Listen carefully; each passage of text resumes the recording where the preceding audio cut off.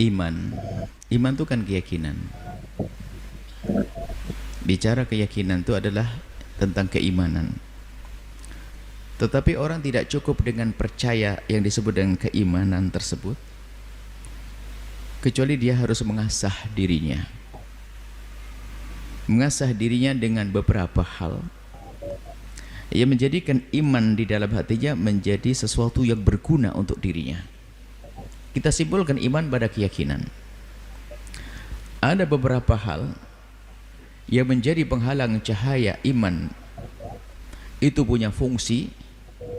Ada di antaranya kesombongan di dalam diri kita. Jadi hati-hati.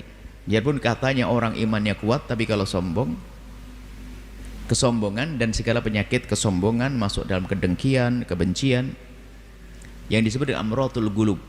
Amradul qulub, penyakit hati. Jadi itulah yang menjadikan keyakinannya menjadi tidak ada artinya lagi. Apakah Anda mengira Abu Jahal tidak percaya Nabi Muhammad sebagai Nabi? Abu Jahal tahu Nabi Muhammad sebagai Nabi, tapi dia sombong dengan Nabi Muhammad, maka tidak berguna lagi. Kurang apa iblis? Ibadahnya adalah tidak kalah dengan malaikat. Tidak ada sejengkal tanah kecuali pernah digunakan untuk sujud. Tapi masuk wilayah sombong dengan bah kita Nabi Adam, diruntuhkan.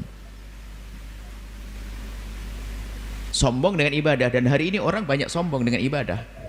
Merasa lebih soleh sehingga mandang orang itu tuh, astagfirullahaladzim, ya Allah, astagfirullahaladzim, di masjid kok kayak begitu, ya Allah pakai kopiah di sini.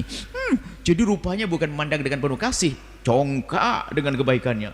Ngelihat orang langsung lihat, astagfirullahaladzim, ya Allah, apaan tuh itu. Apa itu? Sederhana. Runtuhkan kesombongan, pandang orang dengan mata kasih, akan ketemu nur tadi, bukan dengan pandangan merendahkan.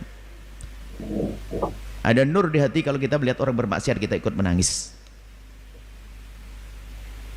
itu baru ada nur iman di hati kita. Ada mahabbah, berarti ya masuk ke hati. Congkak sombong dengan ibadah. Sombong itu tidak hanya dengan harta, dengan tahta, tidak, dengan ibadah. Bukankah iblis sombong karena dia lebih bagus, merasa lebih bagus dari Adam?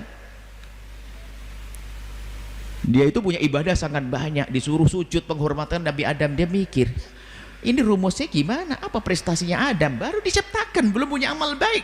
Kok saya yang 20-an ribu tahun sujud ibadah, suruh sujud kepada Adam? Sorry ya, rumusnya gimana? Lalu mengatakan, ana khairun minhu, aku lebih bagus dari Adam. Kok lu kan serem, saya lebih hebat, dan merendahkan orang lain. Sehingga congkak beragama ini bahaya sekali. Sehingga kalau nginget orang, tidak. Justru orang semakin dekat kepada Allah, semakin lembut dengan hamba Allah. Pasti ini rumus, nggak bisa diganggu. Semakin Anda dekat kepada Allah, semakin penuh kasih dengan hamba Allah, semakin lembut dengan hamba Allah, semakin penuh kasih dengan orang yang bermaksiat. Susah untuk merendahkannya, bahkan menangis dengar berita perzinahan, dengan berita ini. Hari ini sudah mengerikan sekali. Orang dengar berita tentang kemaksiatan, ketawa-ketawa kita. Mana iman di hati kita? Jadi untuk masukkan cahaya iman di hati adalah dengan meruntuhkan kesombongan di dalam diri kita, membiasakan kita. Nah ini adalah harus, caranya adalah terus merenung bahwasanya orang di kiri kananku kelihatannya memang di bawahku secara ilmu, tapi bisa saja dia lebih dekat pada Allah daripada aku. Pembantu di rumahku bisa saja tahajudnya lebih banyak dari aku. Aku hanya berapa rakaat, dia sebelum aku bangun sudah bangun duluan. Bahkan setelah aku tidur lagi, dia yang lipat sajadaku, mungkin dia nambah sholatnya lagi. Aku puasa, dia puasa. Aku tahajud, dia tahajud. Cuman bedanya, setiap aku puasa, dia yang nyiapin sahur untukku, tapi aku tidak pernah nyiapkan sahur untuk dia. Lu kapan bisa sombong seorang bos?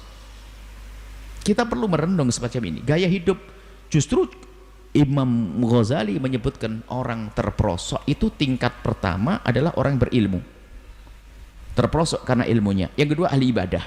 Yang kedua adalah orang dengan kekayaannya.